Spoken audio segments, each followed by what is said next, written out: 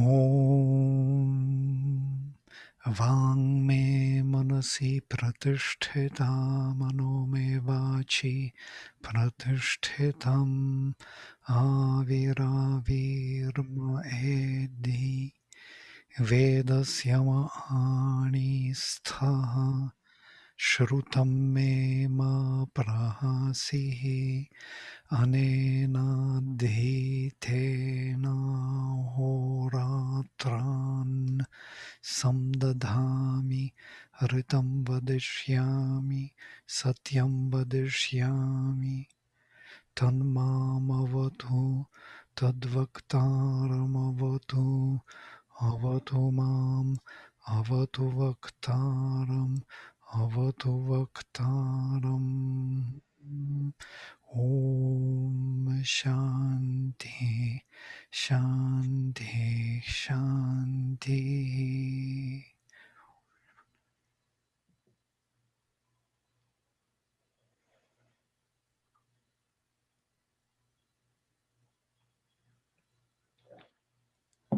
Okay, so we were somewhere in the middle. Before I come to the major description of all the etymological roots and sounds in the systematic way in Sanskrit, which will help us also to understand all major Indo-European languages, we will finish with our overview how sound, word, and structure are connected to the meaning. How word and mind go together also. Meaning and sound go together, artha and vak. And even in this introductory mantra, which I took from Rigvediya Shakha, it is said that my mind, my word is established in my mind. Vang me manasi pratishtita, my mind, mano me vachi pratishtitam, is established in my speech. So again, this mind and speech, meaning and word go together. You are two foundations of the Veda, of the knowledge, it is said. Reveal to me, yeah? Be open to me, O mind, be open to me, O word. So these are two powers. The one power is the word, the sound, and the other is the meaning of the sound. I shall speak the truth, the mantra says.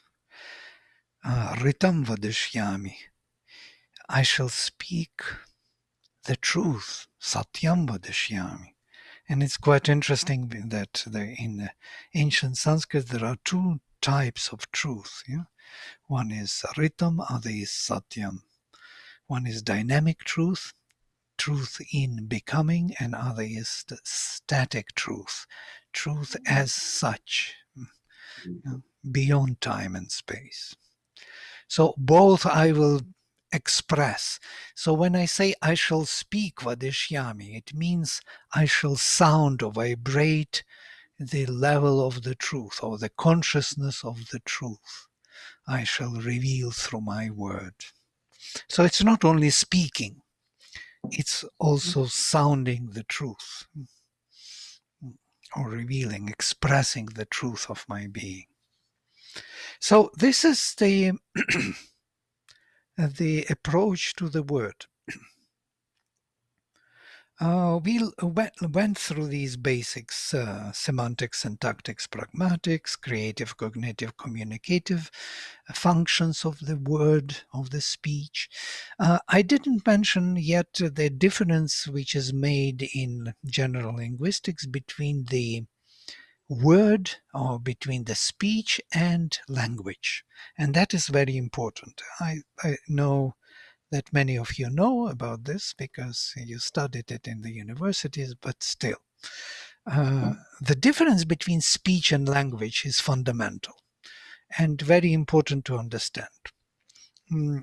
Language is a set of categories which was created by, as you remember, by Indra.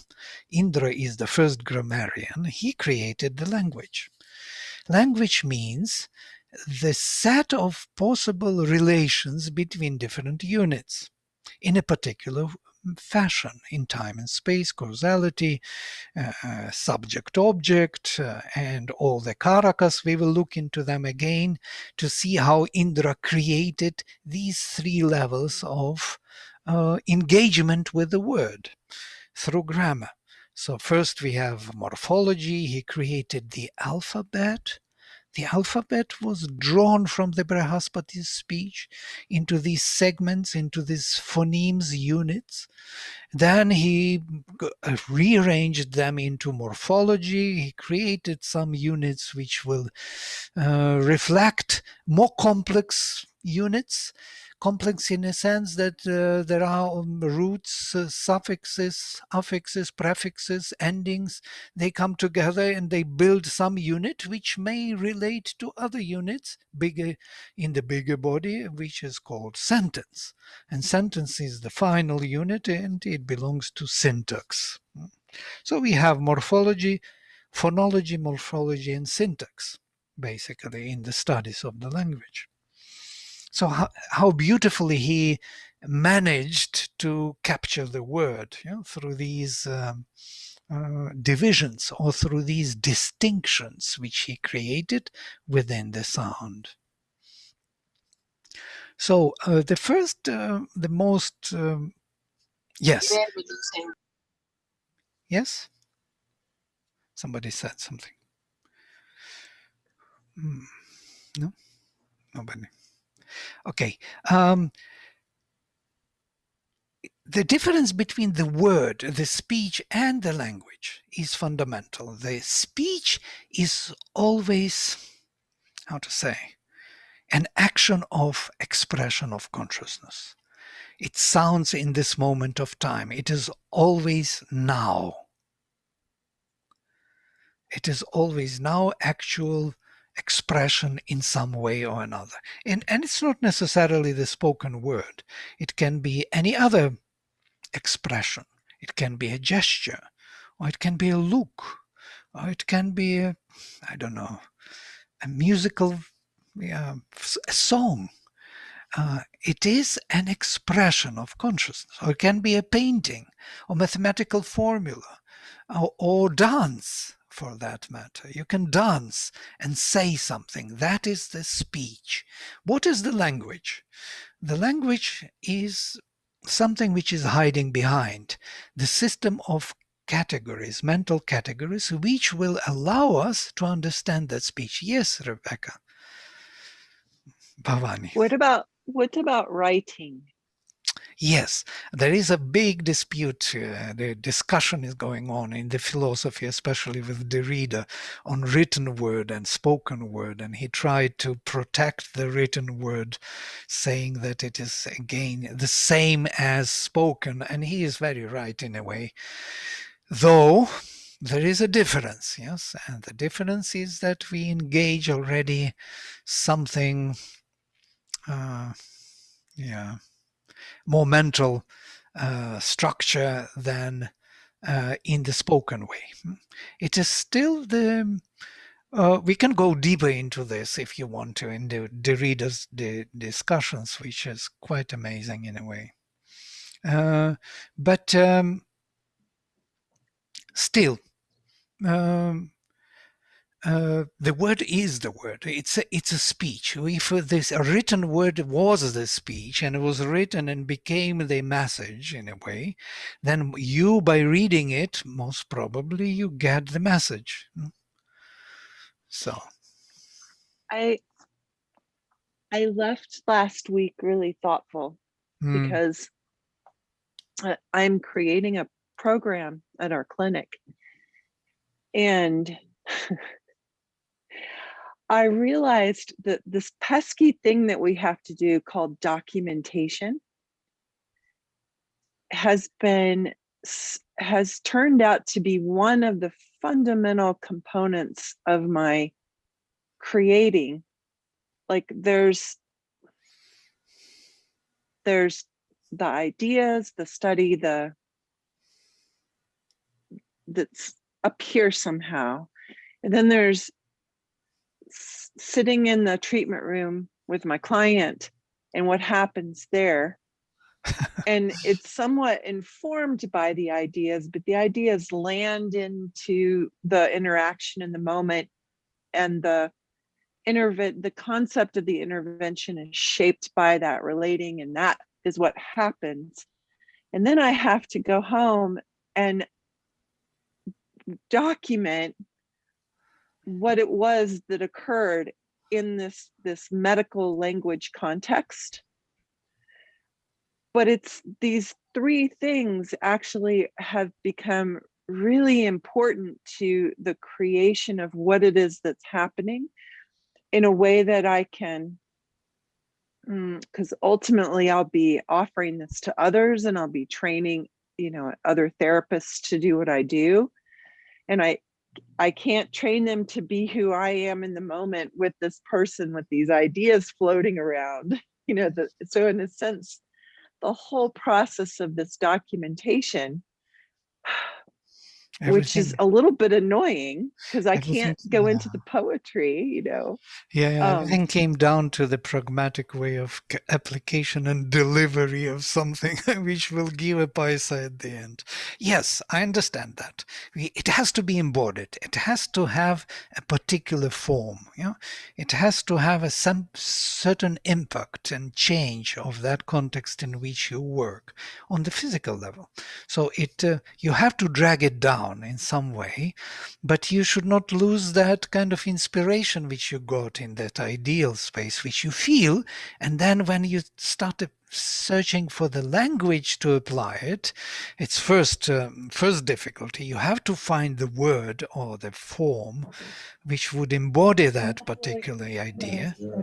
And it might be quite difficult to find that what do you call it, the proper word or the proper form to express it. But even if you find it, and it is kind of still, you, by reading your text, you could feel that you connect to that idea. The idea appears through the word. Then by kind of reflecting it to, or speaking it, or expressing it to others, it's not necessarily that it will trigger in them the same connection to that idea.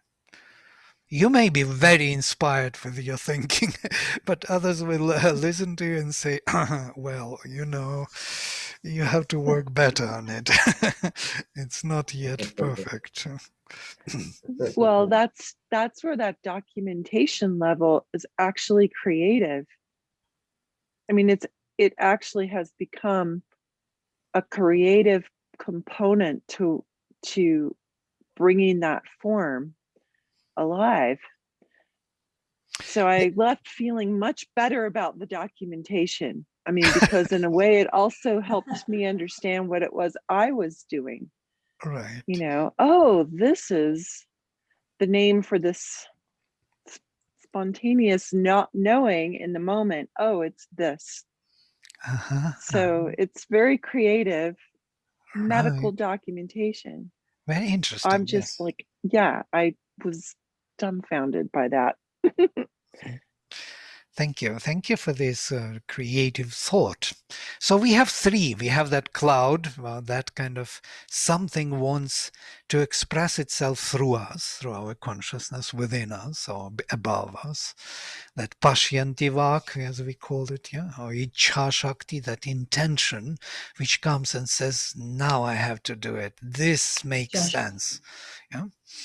And then you have to find the language for it. There we come to the language, Indra's realm, which will put it into the words which relate in a particular way, building the text, leading us to that connection, to that, intention, to that power. It's a power of consciousness. We have to feel it.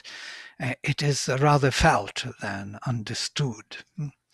And then you have to express it properly. That means you have to find a way by expressing that you are connected still, because when you lose the connection, the expression also becomes something very different.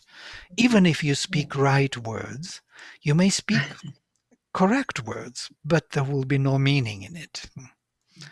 It's another. It's a weird thing about language.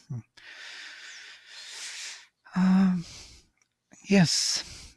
So great. So what if we look at these three levels?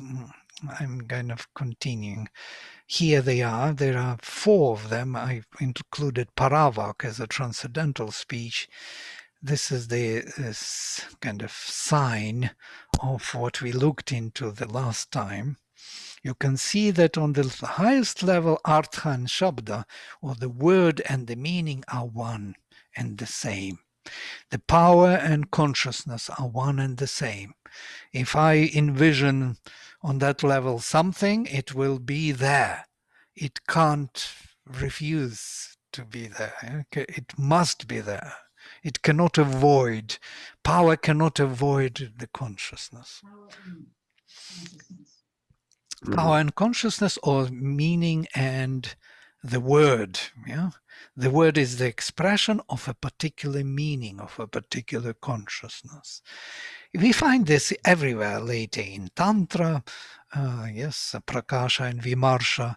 Prakasha is the light of consciousness, and Vimarsha is that spanda, so that which creates the Sphota, the trembling or the expression, the vibration, which becomes the power and manifests the objects of sense and the sense itself. So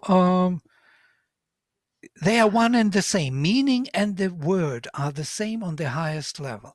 But then when they travel down, as it were, at the beginning was the Word, and the Word was with God, and the Word was God, and that is one and the same. And then the Word deviated from Artha, went down, as it were. And as it is described in the John's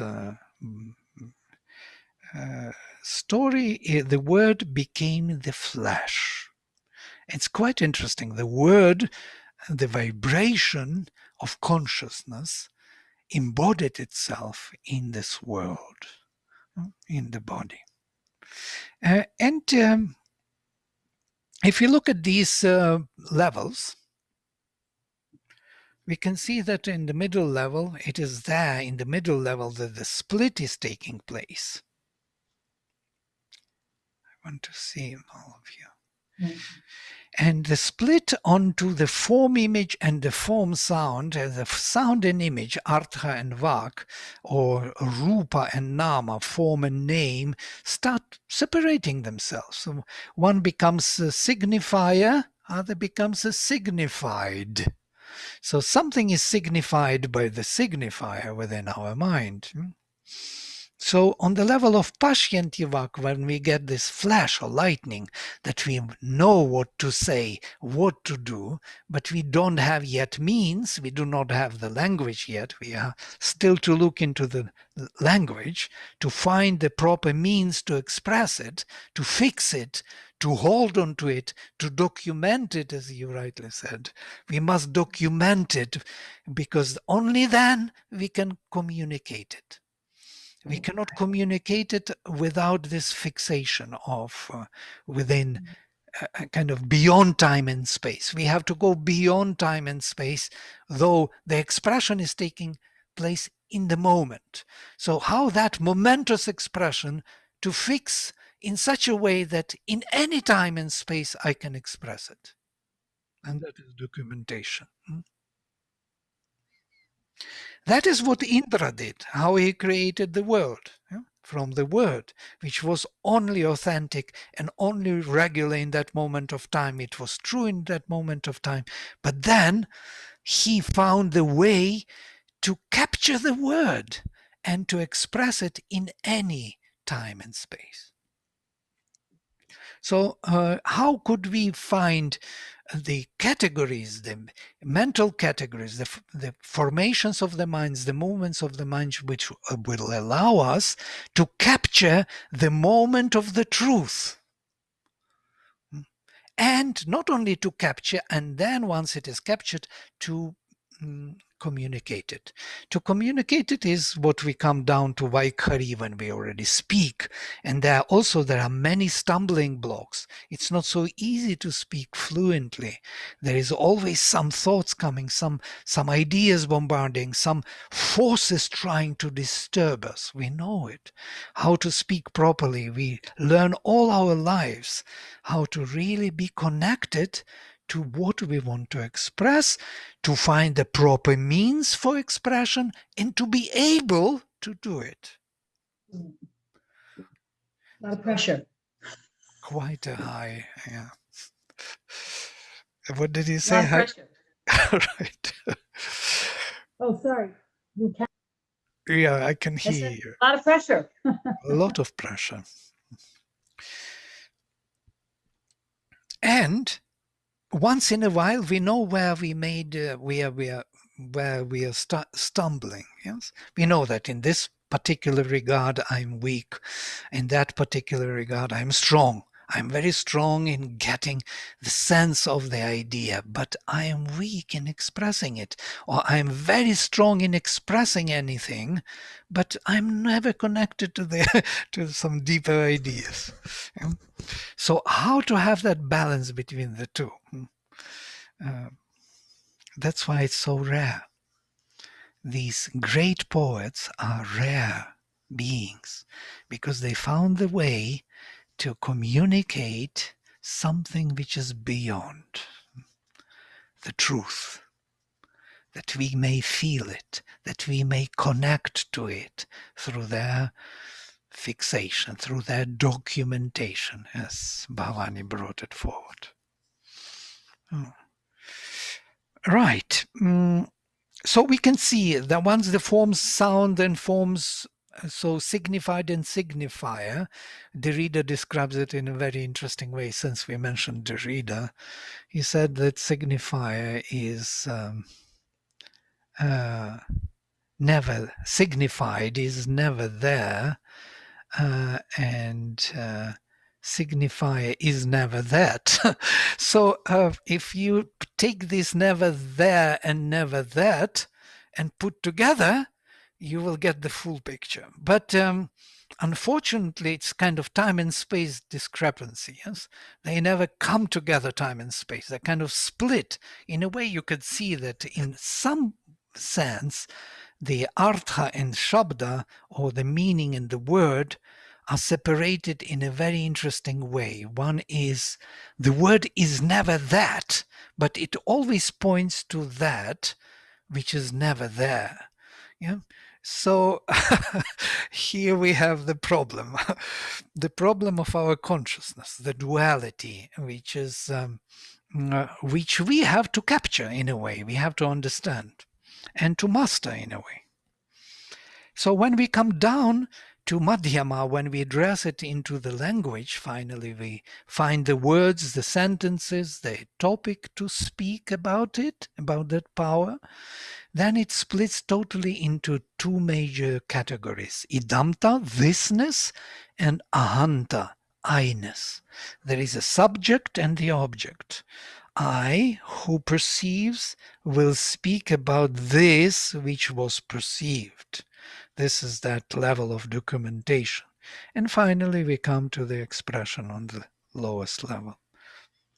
It's quite clear, this vision. On the lowest level, there are two different realities: the reality of the words and the reality of the objects. They seem not to come together, as it were, but they are corresponding in meaning on the highest level. That's why whatever we say and think totally corresponds to what we really do outside. If I tell you the sentence, I'm going home by bus, then I, by bus, going home, all these relations are captured in the linguistic space in the same way as they are captured in the physical space, in the physical material reality. The same relations, the same powers. Incredible. That's why we can operate in the physical world. From our consciousness can be activated and project itself into this world and be effective in it. Makes sense? These are maybe very ordinary things I'm telling you, but they are kind of we are trying to capture them in a kind of extraordinary view or approach, because we take them for granted and we don't see how consciousness works. So I'm going ahead. So today, Vladimir, yes. can you say again that sentence about the word is never there, but the word is what we have to point to what was there? I don't have it right. Signified and signifier. I will quote for you exactly as it is. Wait a minute. If you insist on this, let me find it. Yes, it is about signified and signifier, which is quite a definition by the reader. I have the whole text. By the way, I will send you the text and you will read it, because there's so much stuff here from general linguistics and so on. Can you see my projection? This text I will send you and you will examine it. Okay, I'll to find the reader. You just said it so clearly that I can go back and listen to the tape. Oh, sure. It's his definition, but since you asked me again, then I want to quote him. So sorry that I don't have him immediately. No match. Okay. You're missing an R in the spelling. That's why you don't find. Oh, correct. Dairy. I'm missing R. No. Double R. Oh, Derrida. God. Derrida. Here he is. Okay, I think thank you you. showed us it. It was there. Yeah, there it is. Okay, here it is. So Derrida signified is beyond actual time. It is never there.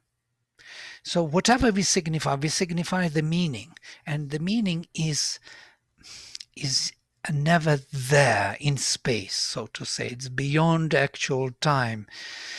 And the signifier is always in time and space, because we speak in actual time, but it is never that. So there is a discrepancy between in this time and space. So one is in time, but not really expressing what is that in space, the very thing, the form, the substance, as it were, of the being. The being is not there. The being is beyond. Being cannot be captured by the word. The word is, well, just think about it. It's a philosophical definition. Of course, there is also Nietzsche. He takes it from Nietzsche. And if you want to go deeper into it, we must read this. I have somewhere the whole article on these, so I may attach it for you. It didn't become clear, it became worse. It became worse from that. I know, but still, try to think about this, that the artha, the form, he has a very interesting idea of, since we touched Derrida, of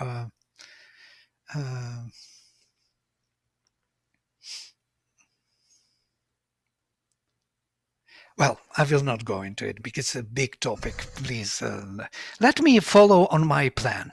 And I will come back to it if you want. Next time, I will tell you all the details because it's a kind of totally interesting thing, but I don't want to do injustice to it by not telling precisely as it is.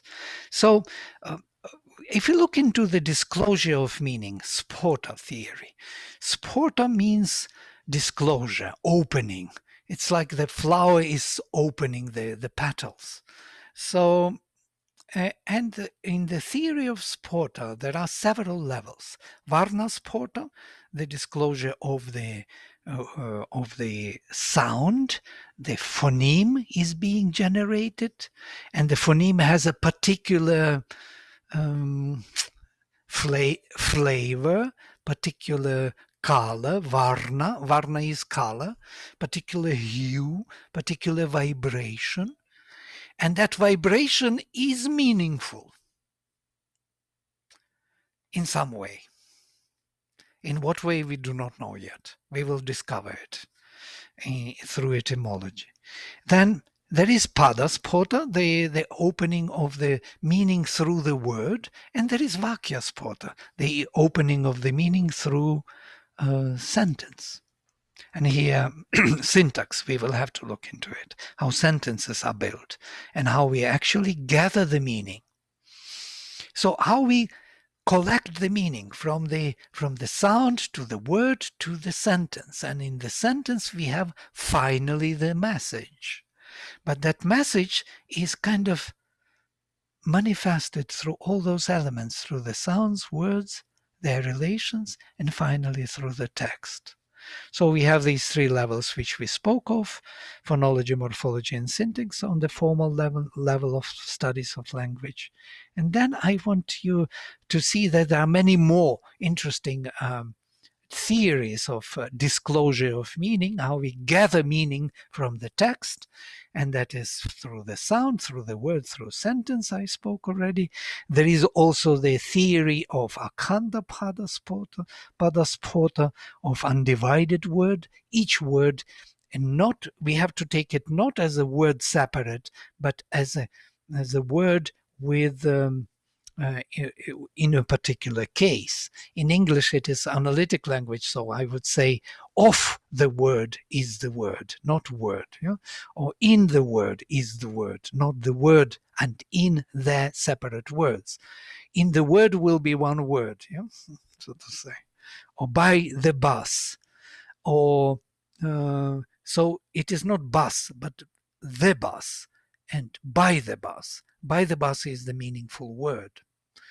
Especially in synthetic languages such as Sanskrit, where you would have yanena, yeah, one word, by the bus. You would not have three words as in English. English is analytic and Sanskrit is synthetic. So all these by the bus are inbuilt in one word.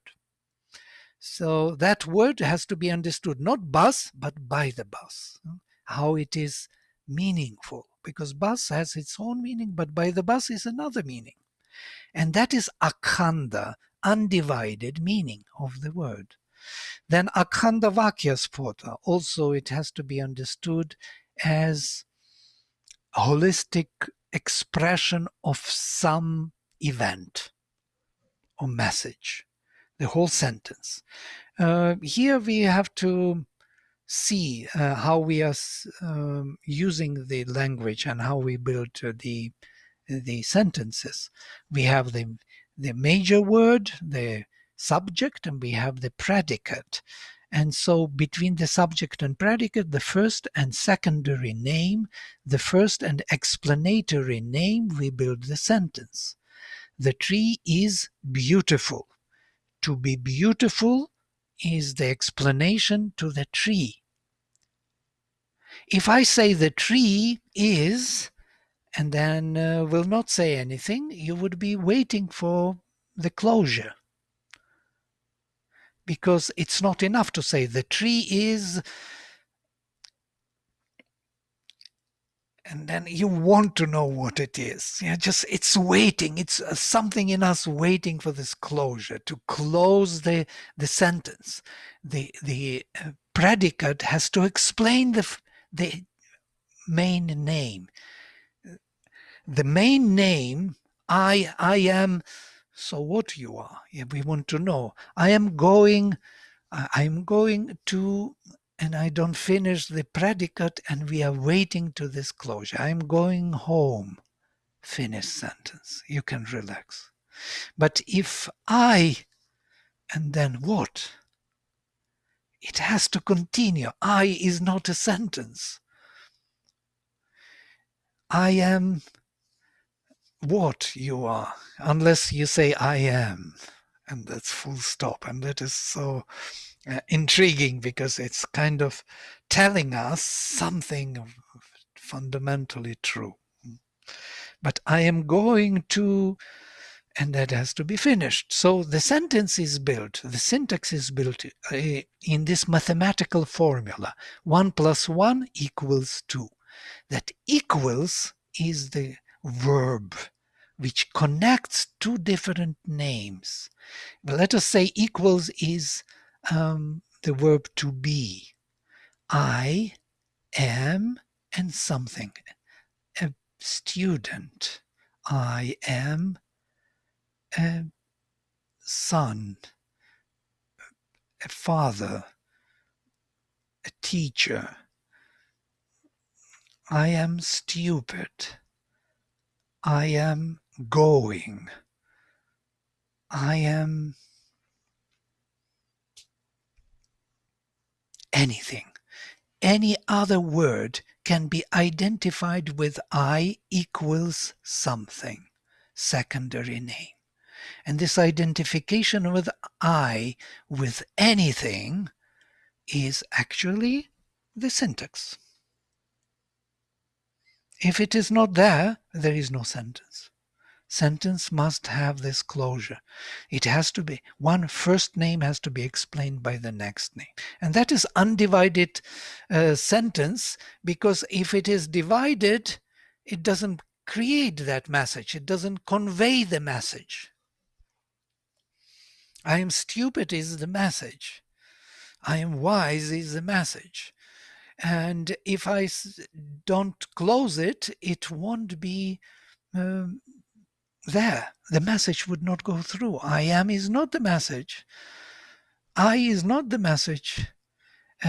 Being stupid is not the message, because there is no I there. So these have to come together and build one message which will be meaningful. So Bhartrihari in his Vakya Padya believes that only sentence, only Vakya, and that is sentence, has the meaning. No words, no sounds, only the sentence. The text has the meaning. It's quite interesting anyway. But I will go through all of them. And there is also Jati and Vyakti Sphota Vada. There are two theories which believe that every Varna and every Pada and every Vakya is generic in its meaning. It is not particular. And there is other Vyakti which believes the opposite, that everything, differentiation of meaning, takes through particulars and not through generic or general meaning, significance. But here I will give some ideas to you. Varna Sphota is defined as denotative. Vachaka, when a single phoneme or a stem or affix is found to be so, and therefore the Varna Sphota is taking place. This theory utilizes the analysis from bottom to top, the meaning we gather from the phonemes up to the words and finally to the sentences, which is mainly found in grammatical treatises such as Panini's descriptive grammar. Mainly when we study the language, we use it. We don't use it in general in our speech.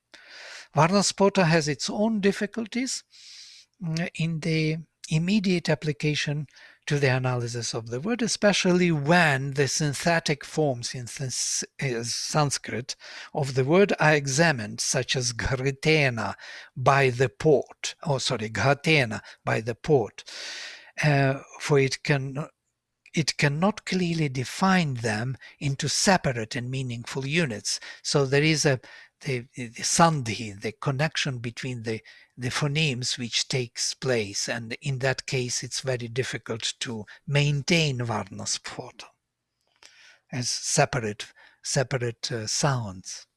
Pada Sphota maintains that the finished word, being a unique entity, conveys the meaning, and the division into the morphological components such as suffixes, stems, etc.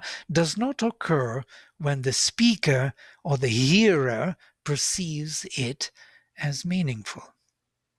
We do not separate by the bus into by the bus. We feel by the bus as one meaning. This theory claims that the text can be described by listening to the words and their meaning, as well as by perceiving the relation between them in a syntactic structure of a sentence. It's by the bus. That is syntactic. That's how we put that unit into the sentence.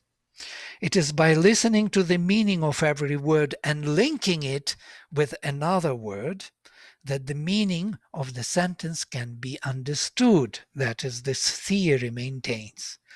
But since the meaning of the sentence is the last to be grasped, then the Pada Sphota theory is found insufficient in the description of the perception of meaning and leads to the next level of synthesis, Vakya Sphota, sentence.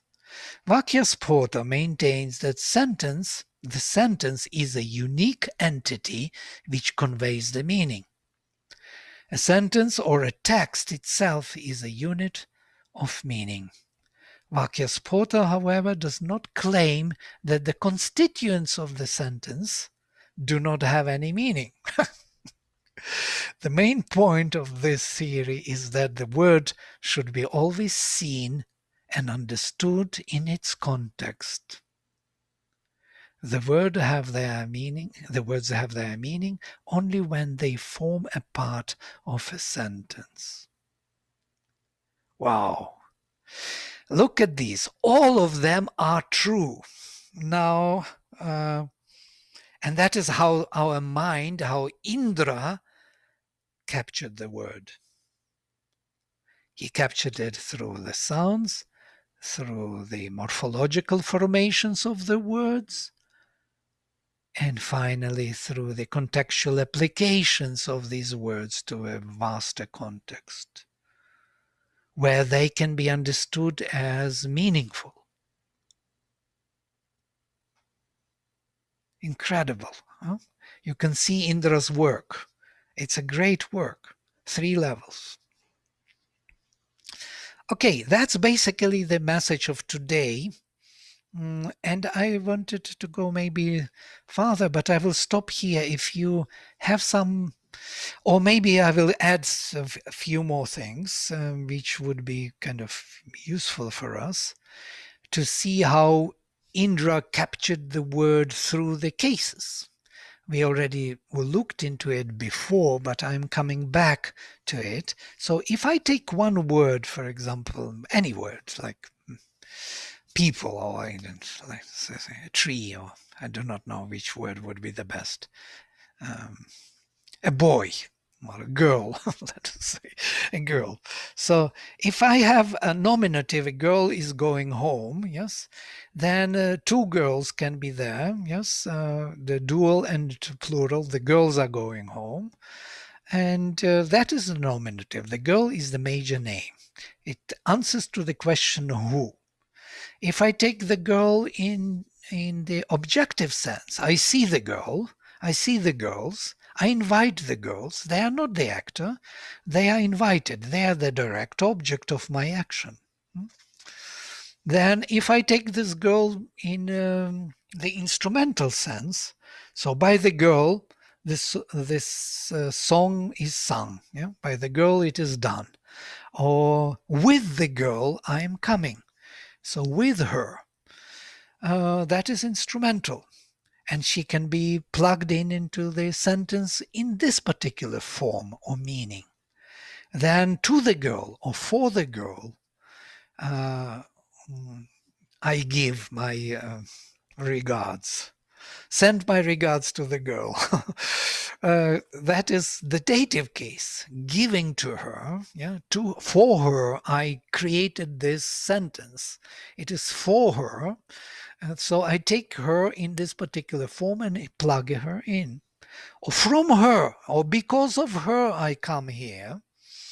And that is ablative sense, another sense. And then there is hers. It belongs to her. So that is genitive sense. And finally, in her, on her, within her, in her. So all these are the locative sense. Now look at this richness of engagement of one word into the sentence. It can be plugged in many different ways. Not many, in 7 different ways.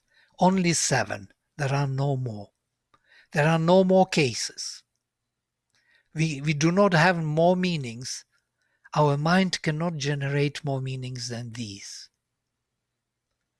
Our mind is limited. It has limited capacity. It doesn't have unlimited engagement with the word.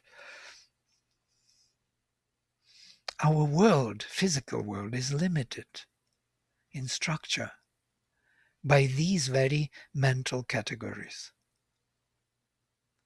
Can you create any other mental category than these?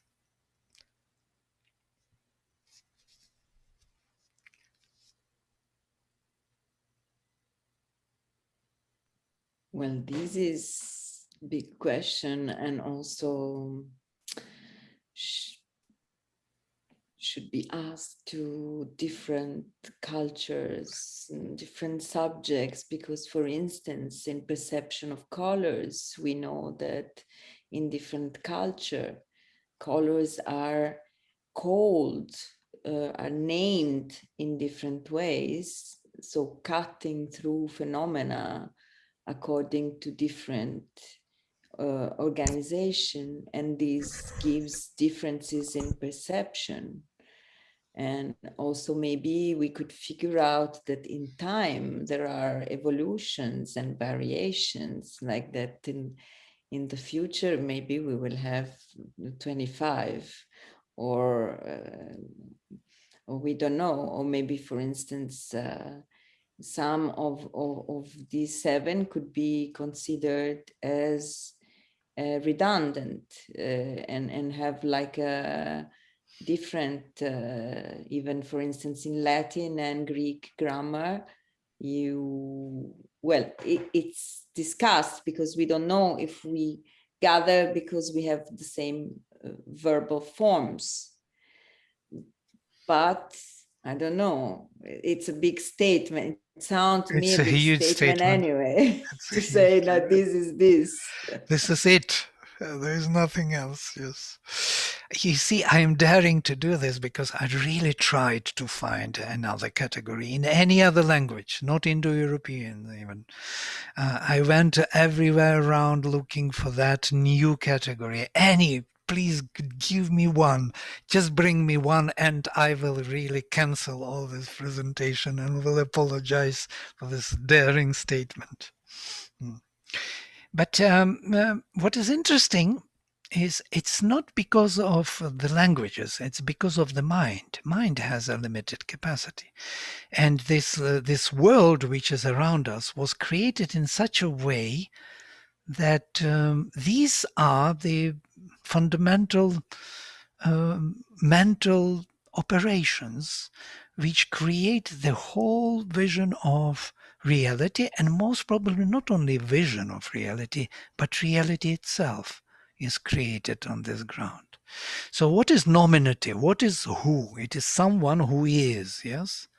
Let us speak philosophically now.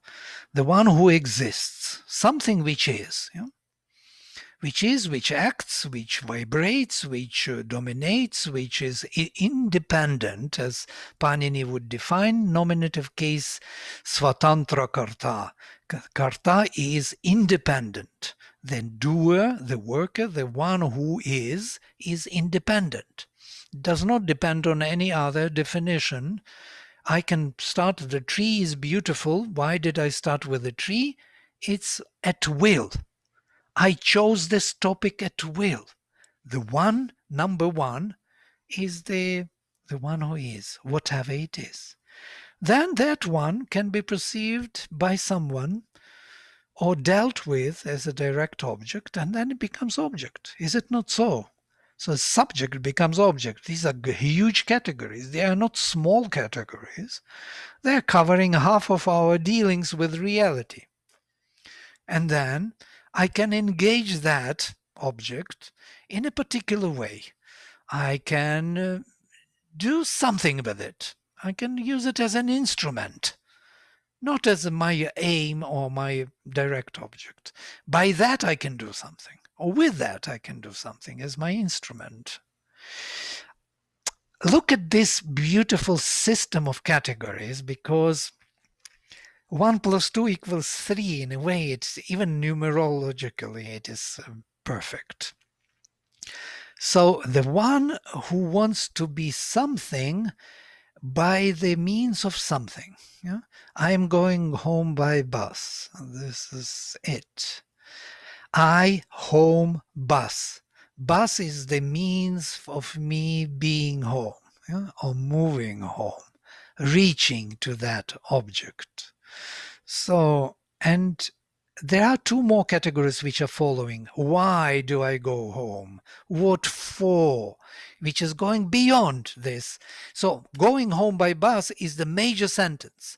It actually, it requires no more explanation. It is fulfilled by itself. Me, I, home, and me going there by some means, with some help.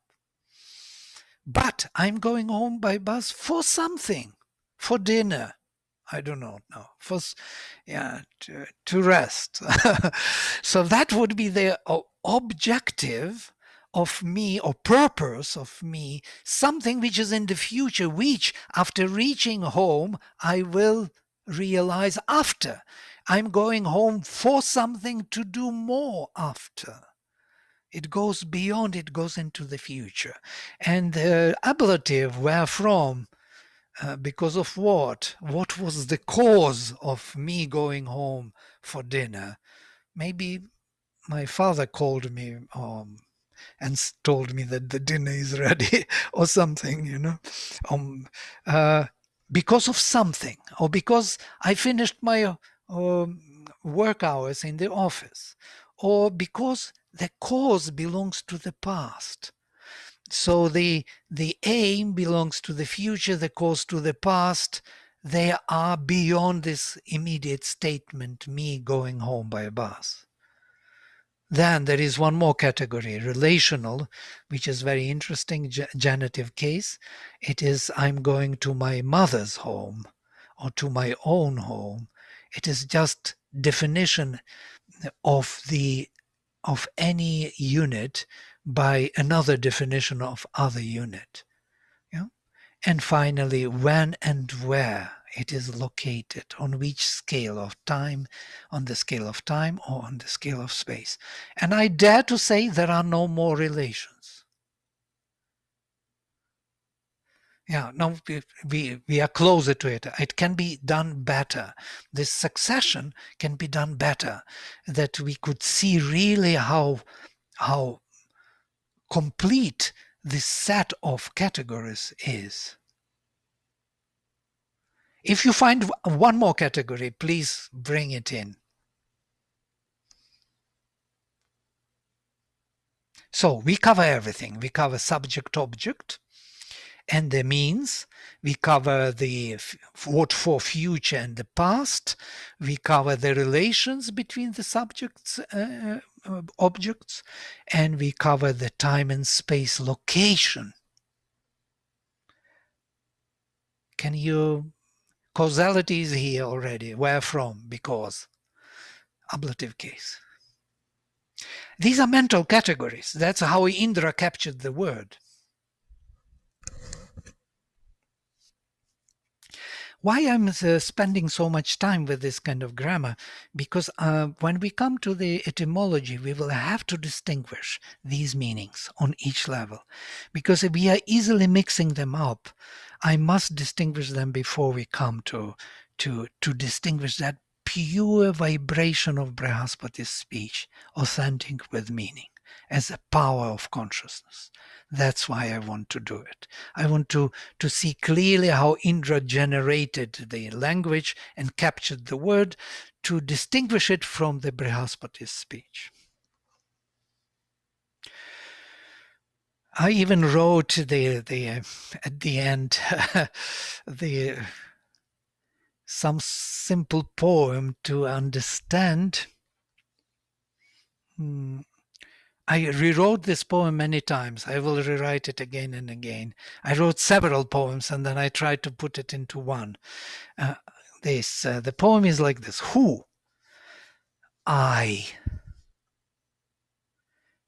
What? Am. How? By myself.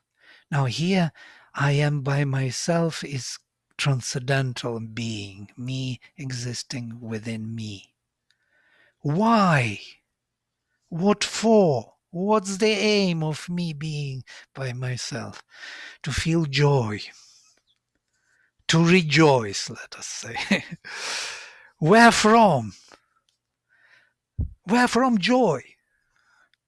From myself, my first was version. Now I added from myselves as predicates. I can be anything, everything. Whereof? Of myself. Wherein? In myself.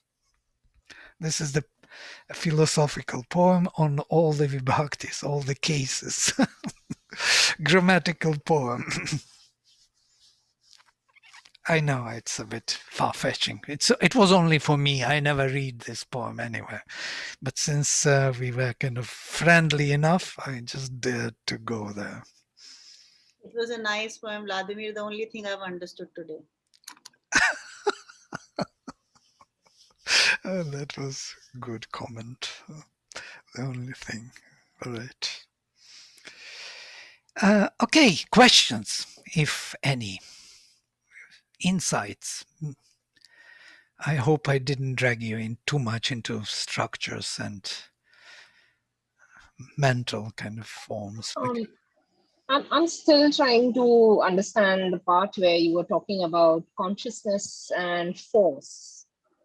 Can you still elaborate on that? Maybe give some simple example. Right. If I say ice cream, somehow ice cream does not appear. On that level of the supramental level or transcendental, if I say something, ice cream will be there already in every way. I would feel it, I would taste it, I will become it, I would enjoy it totally. So the consciousness and power go together. Here on the level of manifestation, consciousness and power are separated. There is a huge delay between what you envision, want, and what you get. So it takes a lot of energy and application to get there to manifest things. Even Bhavani today described so beautifully that you have an idea, you got it, but to bring it down to earth, to really get it, it takes a lot of effort and time. Why does that happen? Is that something missing within us or our understanding? No, because the whole manifestation was made in that way. The higher you rise in consciousness, the less it becomes in this kind of bubble in which we are, in manifestation as such. The higher the consciousness, the less is the evidence of power. The lower you come, the more power, the less consciousness. If you take a stone, it's very powerful. it's much more powerful than our soft body. It can break it, but it has less consciousness in it. It's less self-aware. The higher you come, the more soft you become, the less it is materially heavy, substantial, powerful. So there is a gap between the light of consciousness and the embodiment in the body, and that has to be bridged. That is separation on So heaven and earth by Indra. is that why last time you explained that one needs to create new words? Does that help in the process? New words. We are constantly revealing new ideas or new powers. These new powers are coming to us. We are just taking the old language to express it. And by that, actually, language is also evolving and developing. Language is our context in which all our manifestation, all our civilization is reflected, actually. We can trace the evolution of consciousness through languages, because within the languages, all the contexts and all the meanings are defined.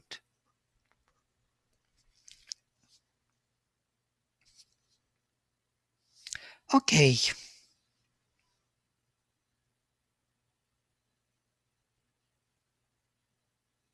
All right. Okay, if no more questions, I will close the mantra. Next time, we will take roots of Sanskrit and we'll dive into them. Okay? Sorry for today. Today I was, again, I hoped to start today, but I was dragged into this kind of discussion. Somehow I have a sense that we have a very nice receptivity here. At least I feel that receptivity, and so I'm kind of allowing myself to deviate a bit. But next time we are diving straight into Sanskrit language. Om Sarve Bhavantu Sukhinaha Sarve Santo Niramayaha Sarve Bhadrani Pashyantu Ma Kaschit Dukkha Bhag Bhavet. Om Shanti Shanti Shanti. Shri Guru Bhyo Namaha. Hari Om. Hari Om. Okay, see you. Thank you, Vladimir. Just what we needed to hear today. Thank you so much. Yes, very nice. See you. Bye.